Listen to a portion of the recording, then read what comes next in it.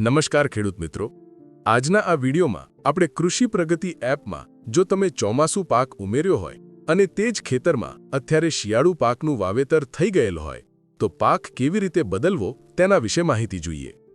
સૌપ્રથમ એપના home page પર ડાબી બાજુ ઉપરની બાજુ સેટિંગ પર ક્લિક કરવું। સેટિંગમાં મારા પાક પર ક્લિક કરી જે પાક બદલવાનો હોય તેની સામે 3 ટપકા પર ક્લિક કરી બદલાવ પર ક્લિક કરો।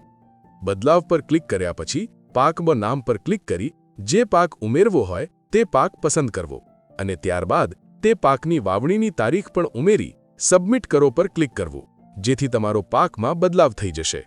બદલાવ થયેલ પાક તમે એપની હોમ સ્ક્રીન પર જોઈ શકશો, તેમજ તે પાકની વધુ વિગતો જેવી કે પાક કેલેન્ડર, ખાતરની ભલામણ, હવામાન આધારિત પાક સલાહ, સેટેલાઇટ આધારિત પાકનું સ્વાસ્થ્ય અને ભેજનું પ્રમાણ, માર્કેટયાર્ડના ભાવ જેવા મોડ્યુલ દ્વારા માહિતી મેળવી શકાશે।